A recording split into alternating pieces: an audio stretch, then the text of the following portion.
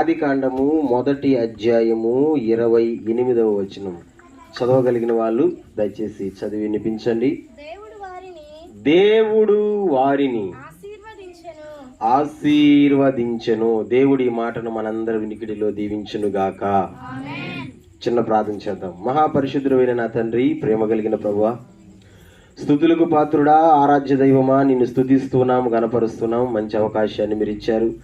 ఇదిగో నీ సన్నిధిలో నిన్ను స్తుతించే భాగ్యం ఇచ్చారు ప్రభువా. ఈ దినమందు ఆదికాండం 1వ అధ్యాయం 28వ వచనం మేము ధ్యానం చేయబోతున్నాం. సమూయేలు ఎస్తేరమ్మ ఈ కుటుంబంలో దీవించండి, బలపరచండి ప్రభువా. ఈ మాటలు అనేక మంది నీ ప్రజలకు, కుటుంబానికి ఆశీర్వాదకరంగా ఉన్నట్లుగా కృప చూపమని మా ప్రభు అయిన యేసుక్రీస్తు నామములో ఈ మనవల్ని సన్నిధానంలో పెట్టి అడిగి పొందుకొని ఉన్నాము తండ్రి. హల్లెలూయా. మరొకసారి దేవునికి స్తోత్రాలు, అందరికీ వందనాలు. వినాలి, బైబిల్ గ్రంథంలో దేవుడు తన ప్రజలను అంటే మనుషులను ఎన్నో విధాలుగా ఆశీర్వదించాడు, ఎన్నో విధాలుగా దీవించాడు. ఎన్నో ఆశీర్వాదాలు ఉన్నాయి బైబిల్లో, ఎన్నో దీవెనలు ఉన్నాయి. అన్ని దీవెనల కంటే, అన్ని ఆశీర్వాదాల కంటే మనిషికి మొట్టమొదటిసారి దేవుడిచ్చినటువంటి ఆశీర్వాదమే మనం చదువుకున్న ఆదికాండం 1వ అధ్యాయం 28వ వచనం. ఆదికాండం 1వ అధ్యాయం 28వ ఈ వచనాన్ని దేవుడు మనిషికి ఇచ్చినటువంటి మొదటి ఆశీర్వాదం. ఇప్పుడు చదవండి, చదవగలిగిన వాళ్ళందరూ స్టార్ట్ చేయండి. ఆ మాట 1వ అధ్యాయం 28వ వచనం స్టార్ట్ చేయండి. దేవుడు వారిని ఆశీర్వదించిన మొదటి ఆశీర్వాదం. మొదటి ఆశీర్వాదం బాగా వినాలి. మనుషులకి ఫస్ట్ లాస్ట్ అనేది చాలా ప్రాముఖ్యం. ఇప్పుడు ఒక చిన్న బిడ్డ ఉన్నాడు. ఆ చిన్న బిడ్డ మాట్లాడిన మొదటి మాట చాలా బాగుంటుంది కదా. అలాగే ఆ మనిషి మాట్లాడిన చివరి మాట అది కూడా బాగుంటుంది. దీనికి విలువ ఉంది, దానికి విలువ ఉంది.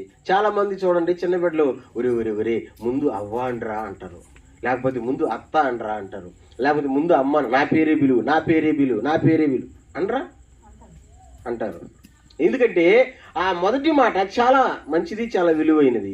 అలాగే చనిపోయేటప్పుడు కూడా చివరి మాట కూడా అంతే వాల్యూ కలిగినది.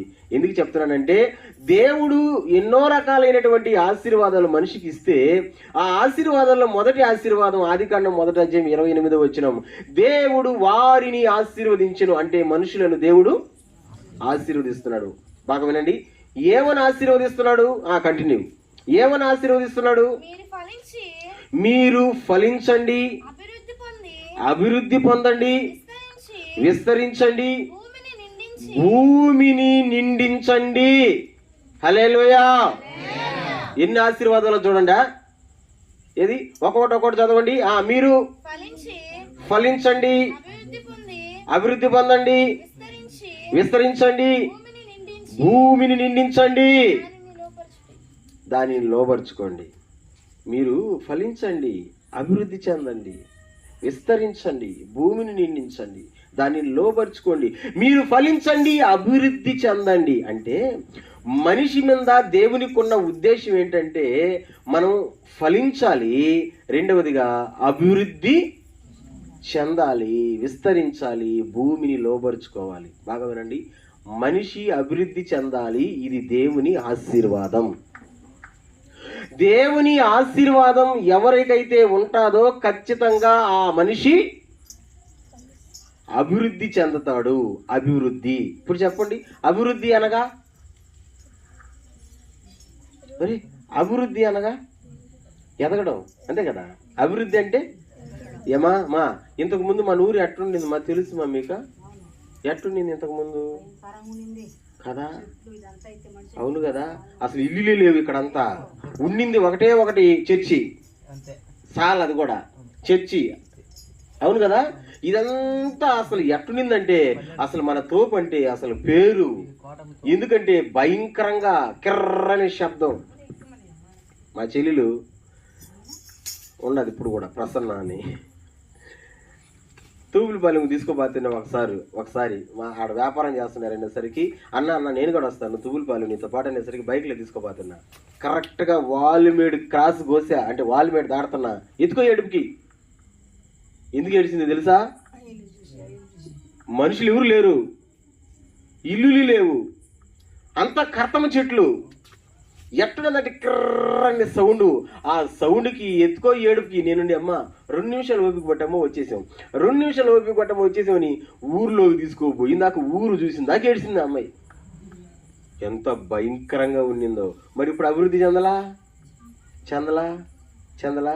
దేవుని ఉద్దేశం కూడా మనిషి మీద ఎట్టుందంటే, నేను కావచ్చు, నువ్వు కావచ్చు, కుటుంబ ప్రార్థన పెట్టుకున్న వాళ్ళు కావచ్చు, ఈ మాటలు వింటున్న వాళ్ళు ఎవరైనా కావచ్చు, ప్రతి ఒక్కరూ అభివృద్ధి చెందాలా. అది దేవుని ఆశీర్వాదం. ఎస్, మనకు మనం ఎదగలేం. మీరు అనుకుంటారేమో, నేను రాత్రింబగళ్ళు కష్టపడుతున్నానయ్యా, నేను ఎదగడం లేదని. అయ్యో, మనకు మనం ఎదగాలంటే ఎదగలేము. మనకు దేవుడు తోడుగా ఉంటే ఎదగతాం. ఇది గుర్తుపెట్టుకోవాలా. చాలా మంది మీరు గమనించండి, రాత్రింబగళ్ళు కష్టపడుతుంటారు. ఆడ కష్టపడుతుంటారు, అక్కడికి సరిపోతుంటుంది. అది మిగులుదలలోకి రాదు. మీరు గమనించండి, అక్కడికే. ఉదాహరణకి నువ్వు 10,000 సంపాదించు, 10,000 అప్పటికప్పుడుగా దానికోసం ఏదో ఒకటి నోరు తెరుచుకొని కాసుకొని ఉంటుంది. ఆ 10,000 రంగాన్ని లటక్కని మింగేస్తుంది. కాబట్టి మీరు గమనించండి, 1,00,000 రూపాయలు సంపాదించండి, ఆ 1,00,000 రూపాయలకు కూడా నోరు తెరుచుకొని ఒకటి అరే చేతిలోకి వచ్చింది అనుకున్న వెంటనే ఏమైపోయిందంట, అట్టి లట్టని పోయిందిరా, ఏమీ ప్రయోజనం లేదురా. ఎస్, దేవుని ఆశీర్వాదం ఉంటే ఇలా జరగదు. దేవుని ఆశీర్వాదం ఉంటే అభివృద్ధిలోకి వస్తాం, ఎదగతాం, అంచెలంచెలుగా ఎదగతాం. నా ప్రియ దేవుని జనాంగమా, నా ప్రియ దేవుని బిడ్డ, కుటుంబీకులు కావచ్చు, ఈ మాటలు వింటున్న వాళ్ళు కావచ్చు, దేవుని ఆశీర్వాదం మీ కుటుంబాల మీద ఉంటే మీరు ఖచ్చితంగా ఎదగతారు, అభివృద్ధిలోకి వస్తారు. ఎవరు నిన్ను కిందకు దొక్కాలన్నా సరే వాళ్ళ వల్ల కాదు. ఎందుకంటే ఆ ఆశీర్వాదం ఎవరి ఆశీర్వాదం? కొంతమంది మనుషులు ఉంటారు, ఎదిగే వాళ్ళని కూడా తొక్కాలని చూస్తుంటారు, మనకు వచ్చేదాన్ని కూడా ఓలి పెరుక్కుని తినాలని చూస్తుంటారు. అదేదో నేను చిన్నప్పుడు ఒక చిన్న కథ ఒకటి చదివా, స్కూల్ బుక్స్లో ఉన్న ఒక కథ. ఉన్నారా? ఉన్న వాళ్ళందరూ స్తోత్రం చెప్పండి. 2 కోతులకి ఒక రొట్టె ముక్క దొరికిందంట. అవి సిరిసగం చేసుకుని తినేస్తుంటే పోయిండు కదా. అరే 2 సిరిసమనం మనం చేసుకోలేమని చెప్పి ఈ 2 కోతులు ఒక పెద్ద మనిషి దగ్గరకు పోయినాయి. ఆ పెద్ద మనిషి నక్క. ఈ నక్క అనుకునింది, అరే వీటికి సిరిసమానం చేస్తే ఈ 2 తినేస్తాయి కదా, ఈ 2 తినకుండా నేను కూడా దీన్ని తినాలనుకొని ఒకటి మరిగింత చుంచింది, ఇంకొక దాంతో కొద్దిగా వేసింది. అప్పుడు ఇది ఎక్కువగా ఉందని దీన్ని కొరుక్కొని తినేసింది. అది ఎక్కువగా దూకింది ఇప్పుడు అనుకుని దాన్ని కొరుక్కొని తినేసింది. మొత్తానికి ఈ వక్రం ఎందుకులని అది కూడా తినేసింది. మొత్తానికి తీసుకువచ్చినట్టు ఏమో ఏమిలే, నువ్వు పోయినవే. అందుకే జిత్తులు మారి నక్క అంటారు, అమితమైన తెలివి అంటారు. కొంతమంది అలాగుంటారు. కొంతమంది మనకు వచ్చేటివి కూడా, అని మీకు అర్థమవుతుందా, మనకు రావాల్సినవి కూడా మనకు వచ్చేటివి కూడా మధ్యలో అడ్డం పడి తినేస్తూ ఉంటారు.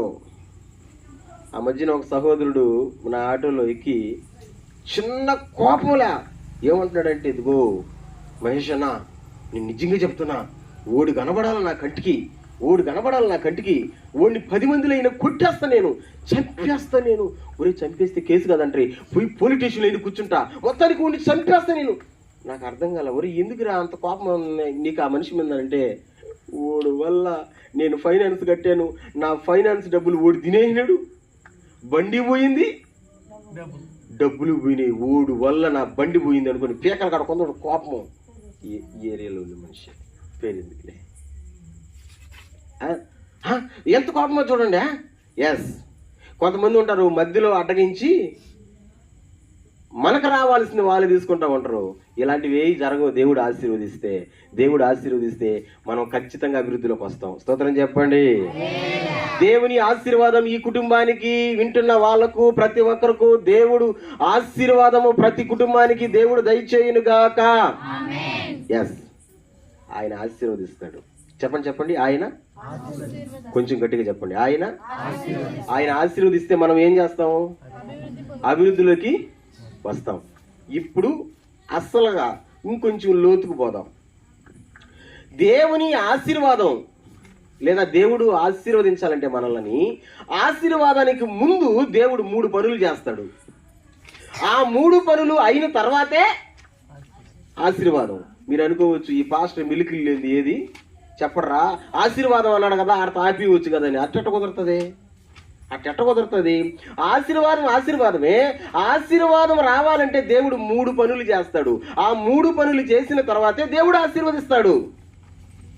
నన్ను కాదు, నిన్ను కాదు. ఉదాహరణకి ఇప్పుడు ఇస్సాకయ్య ఉన్నాడు. ఇస్సాకయ్యని దేవుడు ఆశీర్వదించాలనుకున్నాడంటే ఇస్సాకయ్యకి 3 పరీక్షలు పెడతాడు. ముందు 3 పెడతాడు. ఆ 3 పరీక్షల్లో నేను గెలిచేశానంటే ఆ తర్వాత ఆశీర్వాదం నీదే. స్తోత్రం చెప్పు, గట్టిగా చెప్పు. లేదు, ఈ కుటుంబ ప్రార్థన పెట్టుకున్నటువంటి సమయాలు కావచ్చు, ఎస్రం కావచ్చు, మీకు కూడా దేవుడు ఆశీర్వదిస్తాడు. ఆశీర్వదించాలంటే ముందు 3 ఎగ్జామ్లు పెడతాడు, 3 పరీక్షలు పెడతాడు. ఆ 3 మీరు గెలిచారనుకో నెక్స్ట్ ఆశీర్వాదం మీదే. మరి గెలవకుండా మీరు ఓడిపోయారు అనుకో, దేవుడు అంటాడు నేనేం ఆశీర్వదించాలనుకుని ఉన్నా, కానీ ఆ పరీక్షల్లో మీరు నెగ్గలేకపోతున్నారు, గెలవలేకపోతున్నారు. గెలవండి అంటాడు దేవుడు. హల్లెలూయా. ఇంతకీ దేవుడు ఆశీర్వాదానికి ముందు ఏమేం పనులు చేస్తాడు లేదా ఏమేం పరీక్షలు పెడతాడు? ఇది చాలా ప్రాముఖ్యం ప్రియులారా, చాలా జాగ్రత్తగా వినండి. ఏమేం పరీక్షలు పెడతాడు? కీర్తనల గ్రంథానికి రండి, 26వ కీర్తనకు రండి, 2వ వచనానికి చూద్దాం. కీర్తనల గ్రంథానికి రండి, 26వ కీర్తనకు రండి, 2వ వచనాన్ని చదవండి. దేవుడు ఏమేం పరీక్షలు పెడతాడు ఆశీర్వాదానికి ముందు? ఈ పరీక్షలో నెగ్గితేనే దేవుడు మనల్ని ఆశీర్వదిస్తాడు. చెప్పండి, ఏంది చదవండి. నన్ను పరిశీలించుము, నన్ను పరీక్షించుము, నా అంతరింద్రియములను, నా హృదయమును పరిశోధించుము. ఇదిగో 3 పరీక్షలు ఉన్నాయి అక్కడ. మీకు అర్థమైన వాళ్ళు చెప్తారా? నెంబర్ 1 నన్ను పరిశీలించుము. సూపర్ గా చెప్పారు. నెంబర్ 2 నన్ను పరీక్షించుము. నెంబర్ 3 నన్ను పరిశోధించుము. చూసారా, 3 పరీక్షలు ఉన్నాయి. మళ్ళీ చెప్పండిరా, మళ్ళీ చెప్పారు మీరు. నెంబర్ 1 నన్ను పరిశీలించుము. నెంబర్ 2 నన్ను పరీక్షించుము. నెంబర్ 3 నన్ను పరిశోధించుము. దేవుడు ప్రతి మనిషికి పెడతాడు ఈ 3 పరీక్షలు. నాకు కావచ్చు, నీకు కావచ్చు, ఎవరికైనా, క్రైస్తవుడిగా ఉన్నటువంటి ప్రతి ఒక్కరికి దేవుడు ఈ 3 పరీక్షలు పెడతాడు. ఏంటి ఆ 3 పరీక్షలు అంటే? ఆయన పరిశీలిస్తాడు, ఆయన పరీక్షిస్తాడు, ఆయన పరిశోధిస్తాడు. ఈ 3 నువ్వు గనక పాస్ అయితే నెక్స్ట్ ఆశీర్వాదం నీదే. స్తోత్రం. దేవుడు నిన్ను ఆశీర్వదించాడంటే నిన్ను ఆపగలిగినటువంటి సత్తా ఎవ్వరికీ లేదు. అంతే కదా, అవునా కదా? ఆయన నిన్ను ఆశీర్వదించాలంటే ముందు ఈ 3 పరీక్షలు పెడతాడు. ఏంది ఈ 3 పరీక్షలు? ఈ 3 పరీక్షల గురించి ఒక చిన్న వివరంగా నేను మీకు చెప్పుకుంటా పోతా. నెంబర్ 1 మొదటి పరీక్ష పేరేం పేరు? తెలుగా, సైన్స్, లెక్కల? ఏంది మొదటి పరీక్ష? పరిశీలించే దేవుడు. చెప్పండి. ఫస్ట్ పరీక్ష ఏంది? ఏం పరిశీలిస్తాడు ఆయన? ఒకసారి ఆ వచ్చిన చదువుదామా? అదే కీర్తనల గ్రంథంలో 139వ కీర్తన 3వ వచనం చూద్దాం. 139వ కీర్తన 3వ వచనం చూద్దాం. ఏం పరిశీలిస్తాడు ఆయన? నా నడకను, నా పడకను నీవు పరిశీలన చేసి ఉన్నావు. నా చర్యలన్నిటినీ నీవు బాగుగా తెలుసుకొని ఉన్నావు. మామ ఏం పరిశీలిస్తాడంట చూడండి. నా నడక, నా పడక, నా చర్య. హలో, ఉన్నారా? నా నడక, నా పడక, నా చర్య. నాకు తెలుసులే నువ్వు ఎట్లా నడుస్తున్నావో, నువ్వు ఏ దారిలో పోతున్నావో నాకు ఎందుకు తెలీదు, నాకు తెలుసు. నువ్వు ఏ దారిలో పోతున్నావో నాకు తెలుసు. నువ్వు ఎక్కడ ఉంటున్నావో నాకు తెలుసు. నువ్వు ఏమి చేస్తున్నావో నాకు తెలుసు. దేవుడు అంటున్నాడు, నీ నడక, నీ పడక, నీ చర్య నాకు తెలుసు అంటున్నాడు దేవుడు. నేను చూస్తున్నాను అన్నాడు దేవుడు. హల్లెలూయా. చాలా మంది అనుకుంటారు నేను చేసేది ఎవరికి తెలియదని. అయ్యో భ్రమ నీకది. నేను ఎక్కడికి పోతున్నానో నాకు తెలీదు. కొంతమంది చూడండి కళ్ళు కప్పెడుతుంటారు కదా, కళ్ళు కప్పెట్టరా, కళ్ళు కప్పిట్టు తిరుగుతుంటారు కదా. అరే నువ్వు పోయేది నాకు తెలుసు, నువ్వు చేసే పని నాకు తెలుసు, నువ్వు ఎక్కడ ఉంటున్నావో నాకు తెలుసు అంటున్నాడు దేవుడు. ఇది దేవుడు పెట్టేటువంటి పరీక్ష ప్రియులరా. కానీ మనం ఏం చేస్తామంటే కొన్నిసార్లు మనం అక్కడికి వెళ్ళినా సరే మనం అడిగామనుకో, నేను అక్కడికి వెళ్ళలేదండి, నేను అక్కడికి పోలేదండి, నిజమండి, వీళ్ళు పెడితే ఓట్లు కూడా పెట్టేస్తారు. నేను ఒకటే చెప్తా సంఘానికి, ఇప్పుడు కూడా మీకు చెప్తున్నా, ఏంటో తెలుసా, ఎప్పుడు కూడా క్రైస్తవ బిడ్డలారా, దేవుని బిడ్డలారా, దేవుని సంఘమా, ఒట్టు అనేది పెట్టకూడదు. మనది ఏముంది ఒట్టు పెట్టడానికి? ఏముంది ఒట్టు పెట్టడానికి? నువ్వు కూడా నీకు వాడువు కాదు కదా. అర్థమవుతుందా? మనం ఒట్టు పెట్టేదానికి వీలు లేదు, ఒట్టు పెట్టకూడదు కూడా. నమ్మితే నమ్మని, నేను అదే అంటా, నేను చెప్పాల్సింది చెప్పాను, నువ్వు నమ్మితే నమ్ము, నమ్మకపోతే కాముకుండు, ఏమైనా చెయ్యి. ఇంకా ఎందుకంటే చెప్పాల్సింది చెప్పాను. దేవుడు పెట్టేటువంటి మొదటి పరీక్ష మన పనులు ఆయనకు తెలుసు, మన ప్రయాణం మనకు తెలుసు, మన పడక కూడా ఆయనకి తెలుసు. ఈ రోజున చాలా మంది తెలియదని అనుకుంటున్నారు పిల్లరా. ఎవరు కళ్ళైనా కప్పెట్టొచ్చేమో కానీ చెప్పండి చెప్పండి, దేవుని కళ్ళు కప్పెట్టలేవు. కప్పెడతావా? సీసీ కెమెరానైనా ఒకడు ఏటీఎం దొంగతనం చేయాలనుకుని ఏం చేశాడంటే, సీసీ కెమెరా నా సాయం చూస్తున్నారు అనుకుని బుడకు తీసుకొచ్చి దాని మొహానికి పూసేసాడు. అంటే ఇప్పుడు కనబడదు కదా, ఇప్పుడు చూడలేదు కదా అని. ఇలాగ మనం ఈ కళ్ళు కప్పెట్టొచ్చేమో కానీ నిన్ను నన్ను సృష్టించినటువంటి దేవుని కన్ను కప్పెట్టలేము. మనం చేసే ప్రతి పని దేవుడు చూస్తున్నాడు. ఒక మాట చూపిస్తా, బైబిల్లో టిక్కి పెట్టండి, అని రాసుకొని, ఇంపార్టెంట్ మాట, చాలా జాగ్రత్తగా ఆ మాటని మీరు చూడండి. 2వ కొరింథీ పత్రిక 5వ అధ్యాయం 10వ వచనం చూద్దాం. 2వ కొరింథీ పత్రిక 5వ అధ్యాయం 10వ వచనం చూద్దాం. తీసిన వాళ్ళు 2వ కొరింథీ పత్రిక 5వ అధ్యాయం 10వ వచనం తీసిన వాళ్ళు ఎవరైనా చదివండి. మీరెంత మాత్రమును వేరుగా ఆలోచింపరని 2వ కొరింథీ అది జరిగించిన క్రియలు చొప్పున అవి మంచివైనను సరే చెడ్డవైనను సరే దేహంతో జరిగించిన వాటి ఫలమును ప్రతి వాడును పొందినట్లు మనమందరమును క్రీస్తు న్యాయపీఠం ఎదుట ప్రత్యక్షము కావాలని. దేహముతో జరిగించిన ప్రతి క్రియ, ప్రతి పని, దానికి ప్రతిఫలం ఇచ్చేదానికి, దానికి పనిష్మెంట్ ఇచ్చేదానికి దేవుని న్యాయపీఠం ఎదుట మనం నిలవాల్సినటువంటి రోజు ఒకటి వస్తుంది. దేంతో జరిగించిన పని? మన దేహముతో. అది మంచిదైనా సరే, అది చెడ్డదైనా సరే. బిడ్డలారా, మీరు అనుకుంటున్నారేమో నేను చేసిన ఈ పని ఎవరికి తెలియలేదులేని, నేను చేసింది ఎవరికి అర్థం కాలేదులేని. కానీ నువ్వు దేహముతో చేసిన ఏ పనైనా సరే ఒకరోజు దేవుని న్యాయ పీఠము ఎదుట చెప్పండి, దానికి లెక్క చెప్పాలా. దేవుడు అడుగుతాడు, నన్నైనా నిన్నైనా ఎవరినైనా దేవుడు అడుగుతాడు. అందుకే నేను చెప్తున్నాను, మన దేవుడు మనల్ని ఆశీర్వదించాలంటే పరీక్ష పెడతాడు. ఏం పరీక్ష పెడతాడంటే, మొట్టమొదటిగా నేను మీకు చెప్తున్నాను, మన నడక, మన పడక, మన పని. హల్లెలూయా, హల్లెలూయా. నువ్వు నడిచే నడక, నీ పడక, నీ పని, నువ్వు ఏ దారిలో నడుస్తున్నావు, నువ్వు ఎలా నడుస్తున్నావు, నువ్వు ఎలా ఉన్నావు, దేవుడు ఇది పెట్టేటువంటి పరీక్ష. ఇది రోజున చాలా మంది తెలుసుకోలేకపోతున్నారు.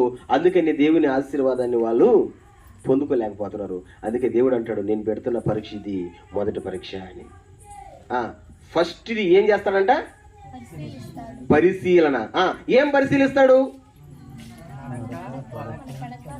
అందరూ గట్టిగా మన పరిశీలిస్తాడు. రెండోది ఏంది?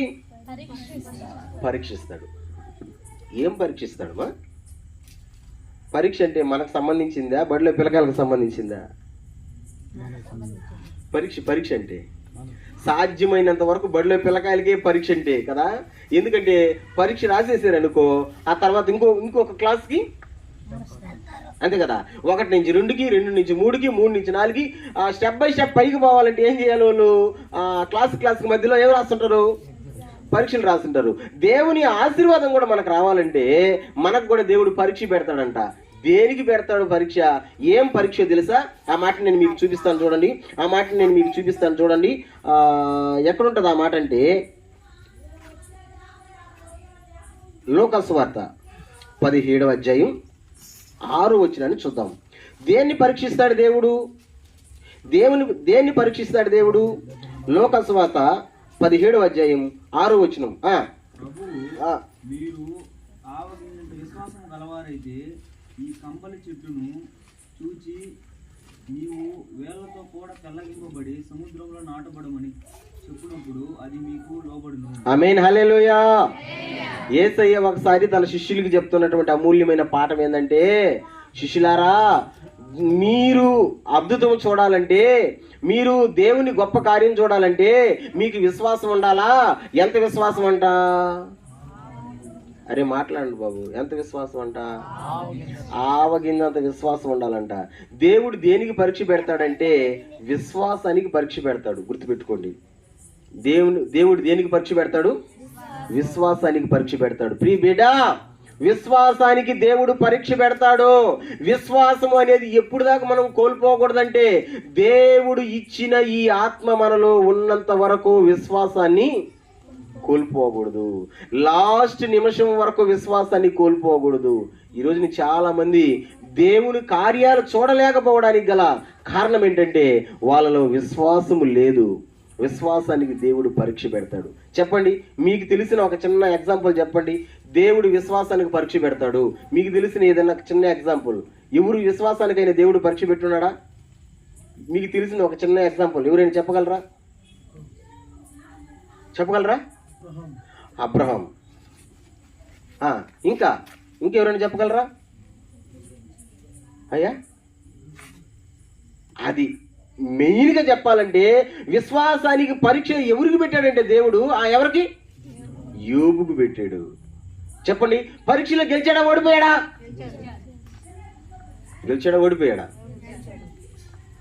ఇందాక నవీన్ పాట పాడుతా ఉన్నాడు. ఆ పాటలో లాస్ట్ చరణం నాకు భలే ఇష్టం. దాన్నే పాడలేదేమో, నేను పాడతా దాన్ని. Ready start. ఆసి అంతా పోయినా తన దేహమంతా గాయాలతో నిండినా.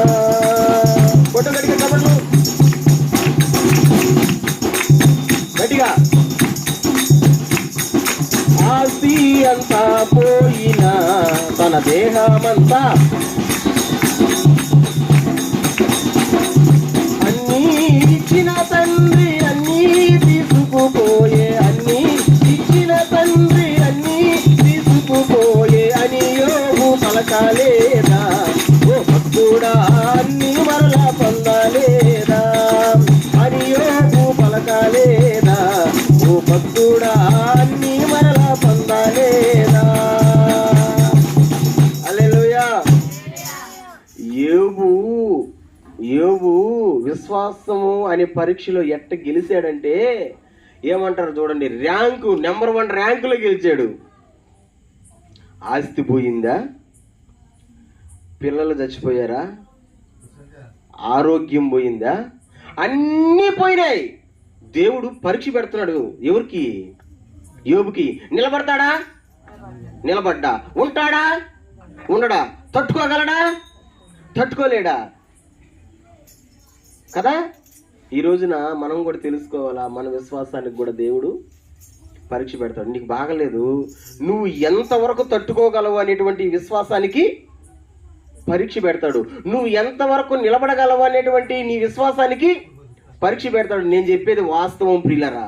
మీరు అనుకోవచ్చు, నేను ప్రార్థన చేస్తున్నాను కానీ నాకు బాగా అవడం లే, నేను ప్రార్థన చేస్తున్నాను కానీ నా సమస్యలు తీరడం లే, నేను ప్రార్థన చేస్తున్నాను, నేను ఇలాగే ఉన్నా, నేను ప్రార్థన చేస్తున్నాను. పాస్టర్ని తీసుకొచ్చుకుని కూడా మరి నేను అంటాను, మహేష్ పాస్టరే కాదు, ఏ పాస్టర్గాడికైనా పో, నువ్వు ఎక్కడికైనా వెళ్ళి, నువ్వు ఎంత దూరమైనా పో, ఎంత డబ్బులైనా ఖర్చు పెట్టుకో, నీవు విశ్వాసము అనేటువంటి ఆ పరీక్షలో పాస్ అయితేనే దేవుని ఆశీర్వాదం. విశ్వాసము కనుక నీకు లేకపోతే దేవుని ఆశీర్వాదం అస్సలు ఉండదంతే, రాదంతే. దేవునికి స్తోత్రం చెప్పండి, గట్టిగా చెప్పండి. ఒకసారి యేసు ప్రభు తోమాని తిట్టున్నాడు. చెప్పగలరా ఏమని తిట్టాడు? తోమాని ఏమని తిట్టాడు? అది పేతురుని తిట్టది తోమాని. సరే చూడండి చూపిస్తా. యోహాను సువార్త 20వ అధ్యాయం 27వ వచనం. యోహాను సువార్త 20వ అధ్యాయం 27వ వచనం. స్పీడ్గా యోహాను సువార్త 20వ 27వ వచనం. తోమాను చూసి నీవు రేలు ఇటు చాచి నా చేతులు చూడుము, నీ చెయ్యి చాచి నా ప్రక్కలో ఉంచి అవిశ్వాసివి కాక విశ్వాసివై ఉండుమని. ఇదిగో యేసయ్య తిట్టు తోమాని. పేతురుని తీసుకొని వచ్చి ఎవరిలో కలిపెడుతున్నారు మీరు? తోమాలో కలిపెడుతున్నారు. కాదు, అల్ప విశ్వాసి అని పేతురుని తిట్టాడు. తోమాని ఏమని తిట్టాడంటే, తోమా అవిశ్వాసివి కాక విశ్వాసివై ఉండు. యేసు ప్రభు పునరుద్ధానుడై వచ్చాడని అందరూ చెప్తున్నా కానీ ఈయన నమ్మడం వల్ల నేను నమ్మను, నా ముందుకు రావాలా, నేను ఏలు పెట్టాలా, నేను చూడాలా అని అంటాడే ఎవరు? తోమా. అందుకనే ప్రభువే వచ్చి అంటాడు, నీ వేలు పెట్టి చూడు. వేలు పెట్టి చూచిన తర్వాత అప్పుడు అన్నాడు తోమా, నా ప్రభువా నా దేవా. యేసుకి పిచ్చ కోపం వచ్చింది. మీరు అనుకుంటారు ఏందబ్బా ఈ పాస్టర్ కోపం అని. అయ్యే యేసు ప్రభుకే వచ్చింది కోపము. ఆఫ్టర్ ఆల్ నేనెంత నువ్వెంత? కోపం వచ్చి తిడతారా? కాదా? యేసు ప్రభు ఎవరిని తిట్టలా? తిట్టలేదా? ఎందుకంటే కోపం తెప్పించారు కదా. ఇప్పుడు తోమాను కూడా తిడుతున్నాడు. ఏమని తిడుతున్నాడు అంటే, నువ్వు అవిశ్వాసివి కాక విశ్వాసిగా ఉండు తోమా. ఆ దెబ్బకి అతనిలో ఉన్న అవిశ్వాసాన్ని వదిలేసి విశ్వాసిగా మారిపోయాడు. నేను ఒక మంచి మాట చెప్తా, మీరు రెడీగా ఉండండి చప్పట్లు కొట్టేదానికి. ఏంటా మంచి మాట అంటే, ఈ రోజు మన భారతదేశంలో ఇంతమంది క్రైస్తవులు ఉన్నారు అంటే, ఈ రోజు మన భారతదేశంలో ఇంతమంది రక్షించబడ్డారంటే, ఈ రోజు మన భారతదేశంలో ఇంతమంది దేవునికి సుత్తైన ప్రజలు ఉన్నారంటే అది తోమా గారి పుణ్యమే. ఆమేన్. ఇప్పుడు కూడా చెన్నైలో తోమా గారి సమాధి, ఆయన జీవిత చరిత్ర అంతా బొమ్మల రూపంలో మరిసిపెట్టున్నారు. ఎందుకు చెప్తున్నానంటే, యేసు ప్రభు ఆ రోజు గద్దించాడు, అవిశ్వాసిగా ఉండబాక. నేను అదే చెప్తున్నా, అవిశ్వాసిగా ఉంటే దేవుని కార్యాలు ఎప్పుడు కూడా చూడలేం. నేనైనా సరే, నువ్వైనా సరే అవిశ్వాసిగా ఉంటే దేవుని కార్యాలు చూడలేము. అది నీ జబ్బు గురించి అయినా కావచ్చు, అది నీ అప్పు గురించి అయినా కావచ్చు, అది నీ ఇంట్లో ఉండే సమస్య గురించి అయినా కావచ్చు, అది దేని గురించి అయినా కావచ్చు. నీలో అవిశ్వాసం ఉంటే దేవుడు కార్యము చెయ్యను గాక చేయడు. మరి ఆయన కార్యం చేయాలంటే ఏంటో తెలుసా? మనలో అవిశ్వాసం ఉండకూడదు. చెప్పండి ఏముండాలా? విశ్వాసం ఉండాలా. స్తోత్రం చెప్తారా? కాబట్టి దేవుడు ఏం చేస్తాడంట? విశ్వాసానికి పరీక్ష పెడతాడు. చెప్పండి దేనికి పరీక్షమా? ఎప్పుడు దాకా ఉండాలి మీరు? చివరి నిమిషం వరకు, అంటే మనం చచ్చిపోయేంత వరకు కూడా చెప్పండి విశ్వాసం ఉండాలి. ఒక్క మాట చెప్పి 3 మాటలకు జంప్ అయిపోతా నేను. బాగా వినండి. యేసయ్య ఎన్నో కార్యాలు చేశాడు కదా, ఎన్నో అద్భుతాలు చేశాడు కదా. ఆ అద్భుతాల్లో ఒక అద్భుతం ఏంటంటే, యేసయ్య 12 సంవత్సరాల నుంచి రక్తస్రావం కలిగిన స్త్రీని బాగు చేశాడు. ఆ తల్లికి 1 రోజు కాదు 2 రోజు కాదు, ఎన్ని సంవత్సరాలంట? 12 సంవత్సరాలు.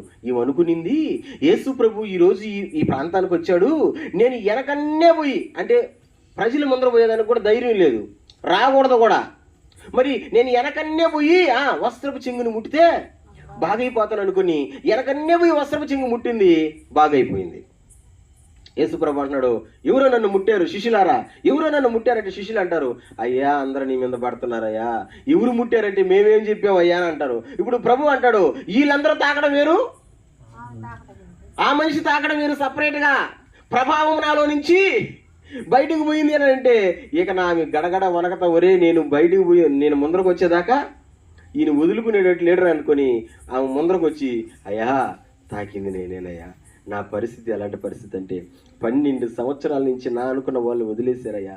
ఎంతో కష్టపడ్డానయ్యా, నా జబ్బుతో ఎన్నో తిప్పలు పడ్డానయ్యా, ఎన్నో బాధలు పడ్డానయ్యా, నీ వస్త్రపు చెంగు ముడితే బాగయిందయ్యా అని అయ్యమంటుంటే యేసయ్య ఏమన్నాడు తెలుసా?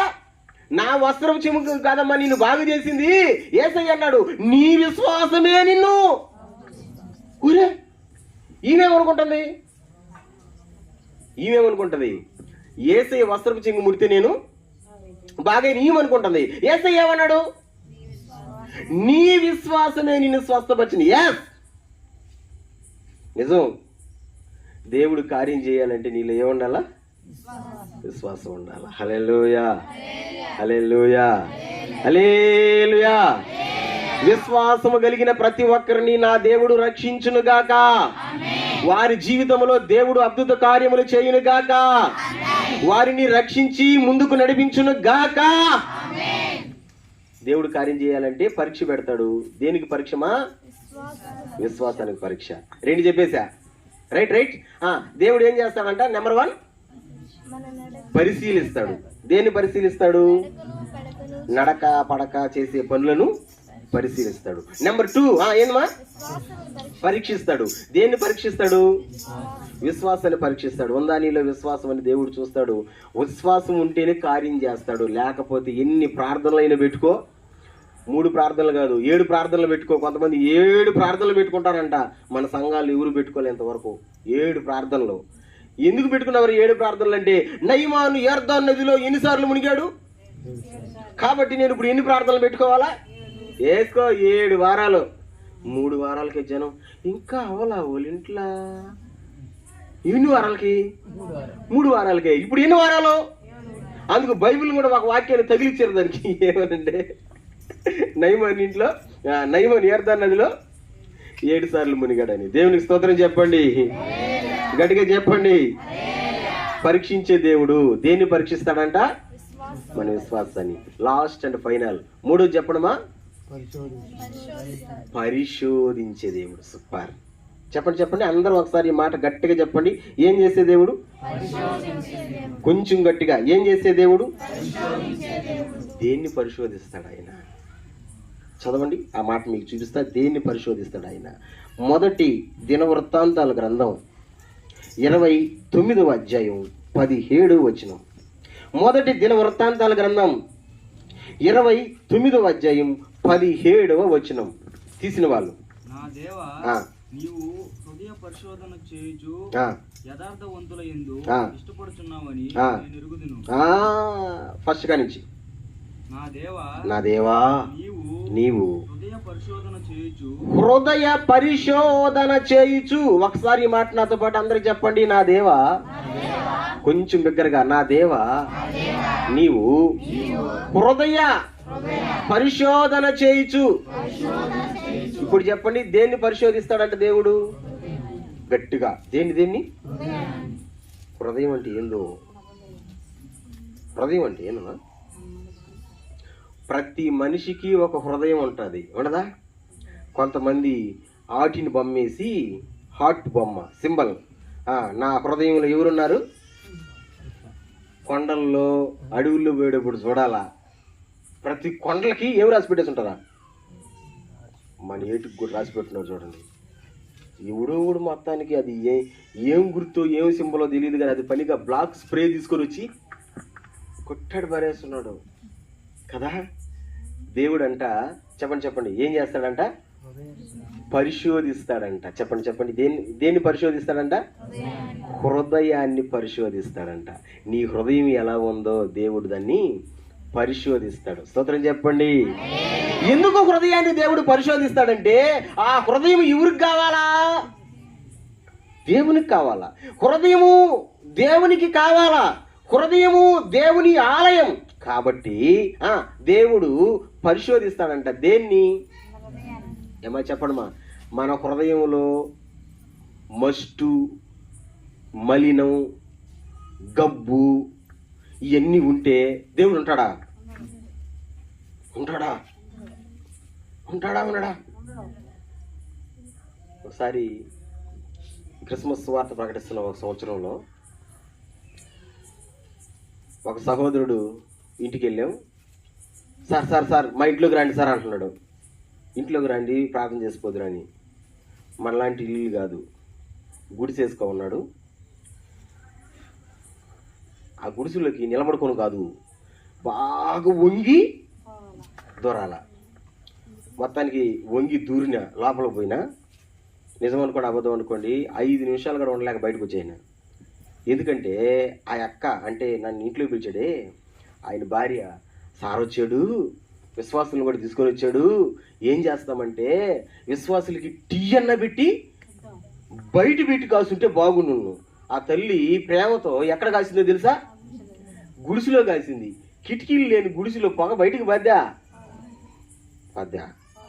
ఎట్టుంటది వాతావరణం ఒక్కసారి ఊహా చిత్రం గీయండి. ఇప్పుడు ప్రేమతో నన్ను కూడా పిలిచి ఎక్కడికి లోపలికి పోయి ప్రభువా అనంగానే లోపలికి వెళ్ళి ఏందా ఇంక మాట వస్తుందా? వస్తుంది రాదా? ఏమొస్తుంది? దగ్గు వస్తుంది. వీళ్ళేమో ఇంట్లో ప్రార్థన చేయమైనా నాకేమో దగ్గు వస్తుందా, దెబ్బకి నిలబడలేక 2 మాట్లాడి ప్రార్థన చేసి నేను బయటకు వచ్చేసా. నిన్న చెప్పా అన్న ఇది భయంకరంగా ఉందన్నా, నేను ప్రార్థన బయటే చేస్తానేనని. ఓళ్ళు తృప్తి కోసం 2 నిమిషాలు లోపల ఉన్నా. నేను 2 నిమిషాలే ఉండలేకపోయినా. దేంతో? పొగలో. దేవుడు ఉంటాడా నీ హృదయం పొగలో? కొంతమంది హృదయాలు ఎట్లుంటాయంటే లోపల దాచిపెట్టుకుంటుంటారు. ఏంది? పొగని ఎట్ట దాచిపెట్టుకుంటారు చెప్పండి? ఎక్కడికి వెళ్తుందో తెలుసు అది. మరి నీ ఊపిరితిత్తులు బాగుంటాయా అసలు? పొగ తాగేవాడు ఊపిరితిత్తులు బాగుంటాయా? కహు కహు కహు అంటాడు. ఏమొచ్చిందో వీడికంటే పొగ. ఉంటాడా లోపల? వేసేయా. కొంతమంది అమ్మలక్కలు తప్పైతే నేను క్షమించండి, వేసుకుంటారు, మింగి పారేస్తారు. వేసుకుంటే కిక్కు చాలదంట. సగ నిజంగానే వేసుకుంటే కిక్కు చాలదంట. ఏం చేస్తారు తెలుసా? మింగి పారేస్తారు. నాకు తెలియదు, నేను అంటాను లోపల వేసి ఉంటాడా చెప్పండి. ఒకసారి ఒక విశ్వాస ప్రార్థనకు వచ్చింది. నెత్తిని చీపెట్టి ప్రార్థన చేస్తుంటే అదోలా గబ్బు వస్తుంది. మొత్తానికి నేను నుండి అమ్మా నీ కాడి నుంచి ఏదో వస్తుందమ్మా అని అంటే, సారా నా కాడ కాదు సారా, ఇది ఈ చీరలో నుంచి వస్తుంది అంటుంది. చీరలో నుంచి ఎందుకు వస్తుందంటే ఈ చీర నేను పక్కన వాళ్ళ ఇంటికాడి నుంచి తీసుకొని వచ్చారు. అదేం కాదు, వాళ్ళు తీసుకొని అదరాబదరా రావడం పూసుకొని వచ్చేసినారు. అది సువాసన పరిమళాలు. కడ్డీలు ఇంట్లో వెలిగిస్తారు.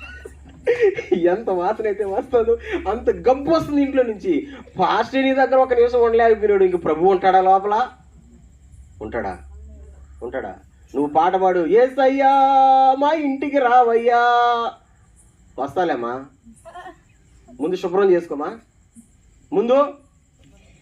చేసుకోమా, లోపలికి వస్తా. ఇంట్లోకి కాదు, నీ హృదయంలోకి వస్తా. ఈ రోజున చాలా మంది హృదయాల్లో దేవుడు లేడు. ఎందుకంటే హృదయములో దేవుడు ఉండాల్సినటువంటి ఆ విధంగా హృదయాన్ని ఉంచుకోవడంలే. నానా దేవుడు లేకపోతే ఎవరు ఉంటారన్నా? ఇప్పుడు లైట్ వెళ్తుంది కదా, ఒకసారి ఆపేద్దాం. వీటిని ఆపేసిన వెంటనే వెలిగిపోయిన వెంటనే నిమిషం కూడా కాదు, క్షణంలో ఏమొచ్చేస్తుంది? చీకటి వచ్చేస్తుంది. ఉంటే చీకటైనా ఉంటుంది, లేకపోతే వెలుగైనా ఉంటుంది. వెలుగు చీకటికి పొత్తు కుదరదు. కొరింథీ పత్రికలో అదే మాట్లాడు పౌలు.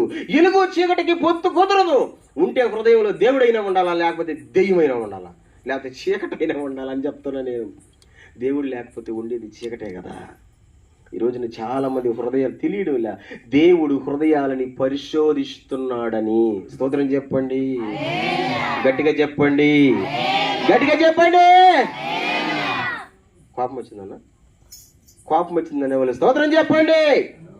అదిగో పాపం ఆయనకి అర్థం కాలేదులే, అలవాట్లో పొరపాట్లే, అర్థం కాదు. అర్థమైంటే మీలాగా జాగ్రత్త పడుతుంది కదా. పాస్టర్ల కంటే తెలుగుమంతులు అంట. ఎవరు? విశ్వాసులు. ఎందుకంటే ఓడి పాస్టర్ ఒక దగ్గరే ఉంటాడు, విశ్వాసులు 10 దగ్గరలో తిరుగుతుంటారు. అందుకని మాకంటే ఎక్కువ తిరిగి ఉంటుంది మీకు. రైట్, ఒక్క మాట చెప్పి నేను ప్రార్థన చేస్తా, బాగా వినండి. ఇంతకీ హృదయము ఎలా ఉన్నది అని మనం తెలుసుకోవచ్చా అంటే తెలుసుకోవచ్చు. అంటే హృదయము ఎలా ఉన్నది అని తెలుసుకోవచ్చా అంటే తెలుసుకోవచ్చు. హృదయం మంచిగా ఉందా, హృదయం చెడిపోయి ఉందంటే తెలుసుకోవచ్చు. ఎలా తెలుసుకోవచ్చు?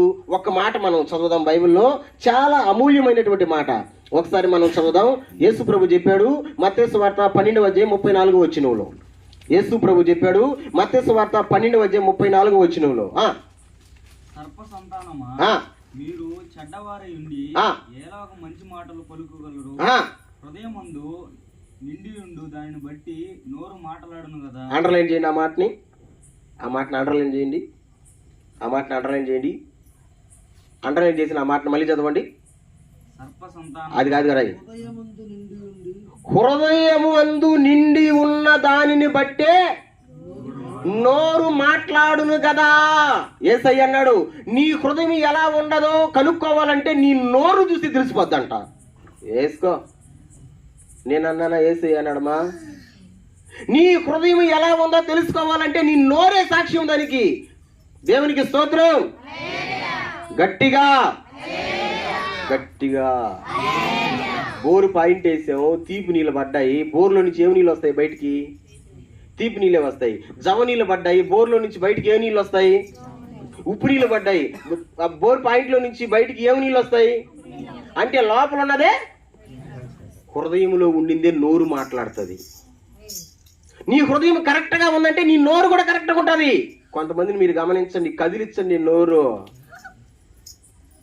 ఏమంటారు? ఎంగడిగిరికి జవాబు చెప్తుందని. ఎట్టది డైలాగ్ ఉన్నది, ఎంగడిగిరికి కూడా జవాబు చెప్తారంట. అంటే రాజా గారికి ఏమో మొత్తానికి అసలు వాళ్ళు నోళ్ళకే బాలేమో. కొన్నిసార్లు మీరు గమనించండి, మళ్ళీ దేవుని